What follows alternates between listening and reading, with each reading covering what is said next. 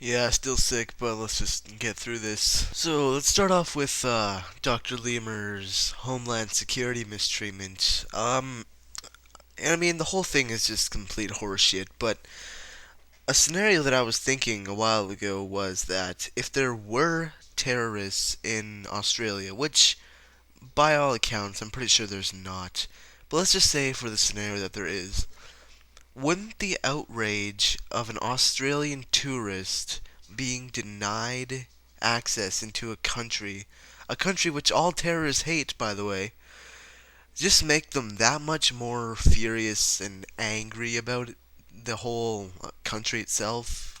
So basically, what they were choosing is Dr. Lemur, who isn't a terrorist, by the way. They didn't want to let him in because he might have been one terrorist. So they send him back, and since he's made it pretty public, a whole bunch of other people, or terrorists, could see that video and be outraged and fly some more planes into some more buildings. Yeah.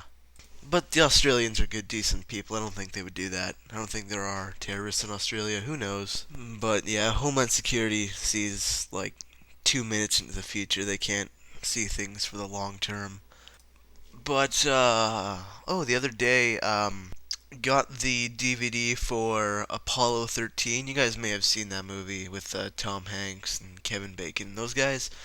I was just watching that and like it kind of made me think. Okay, they botched a short trip to the shortest thing away from our planet. I mean, I know it's getting stuff into space. I know that's like really hard work, a lot of science and a lot of intelligence goes into making stuff like that. But just from an observer's perspective, let's just say that I know nothing about NASA. I know nothing about planets or anything like that. I'm just floating around in space one day, and I see this little spaceship leaving a planet and going pretty much to in the direction of another tiny, tiny little planet just beyond them. So I'm thinking to myself, they're taking the shortest way possible, or the shortest planet possible. And then I see that they screw it up and they explode, and then they have to go back down. I'm like, wow, that's pretty pathetic. I mean, no disrespect to the people who were involved in the Apollo 13 tragedy or successful failure, but just from an observer's perspective, that's pretty pathetic. That they could barely even get out of their own solar system or their own planet's atmosphere, and then fuck up on the journey to the planet shortest distance away, which is not even a planet; it's just a rock in our atmosphere. Not even our atmosphere. What am I talking about? You understand what I'm talking about, right? It's just like if there were some aliens who like have already traveled to distant galaxies and have already seen the entire universe just come across ours, and we're just barely even able to get up out of our own atmosphere, and then we screw up and then we have to go back down. Like, they must just think that we're a bunch of retards. That is just metaphorically assuming that aliens exist, which they don't. Well, they might, but not intelligent. Who knows? Well, anyway, I was watching the special features for Apollo 13, where they're just talking about how they made the movie and the story behind Apollo 13, because it was based on real events and stuff.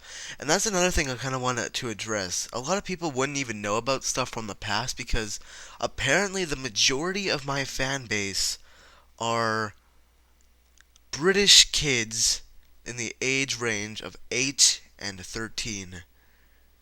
I don't get why I appeal to the British so much. I just do.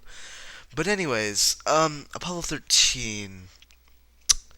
What was I talking about? Oh yeah, the guy said there was this one guy. I can't remember who his name was or who he was or what his position was in the movie, but he said that he asked an actor or someone who was involved with Apollo 13. I can't even remember. It was just I'm tired right now, as you can probably guess.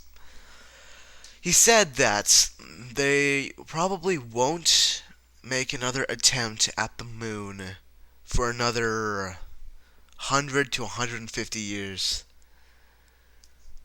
I mean, that's just an estimate for that guy's part, but that's again equally as pathetic. Like, there's probably some people out there who would gladly give their lives to go for another try at the moon. I'm pretty sure there are people out there. I would gladly give my life up for something like that, even though I know nothing about technology or space or anything. But even then, I would have people who miss me if I died. So why not just take hobos? Let's just take people who society has given up on them. They're living on the street. No one cares about them. Let's just take them, throw them on a fucking spaceship, send them off to the moon, and if they land, great. If they don't, well, they won't be missed. That's terrible, but at least it might work.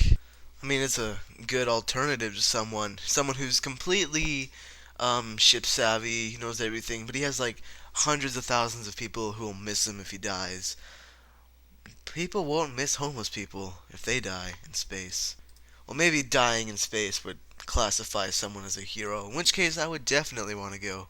Because if I wanted to die and I had to choose a place to die, space would be like the greatest place ever. So yeah, apparently no moon trips for another 100 to 150 years, which is dumb crap.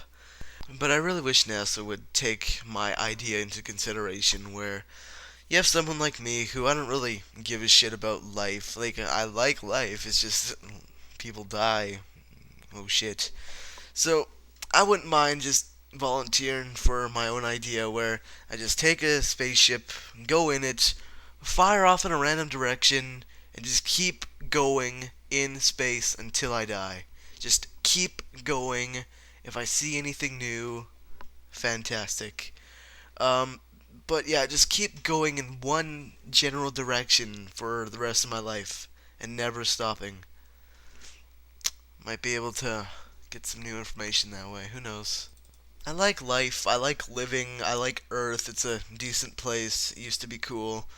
But I would not mind giving my life up for something like that. That would be like a fucking honor if I would to do that.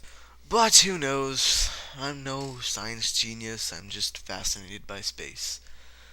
So, I'll see you later. Have fun doing stuff. Oh, and no jacking off to my videos. Some people apparently like doing that and it makes me feel dirty.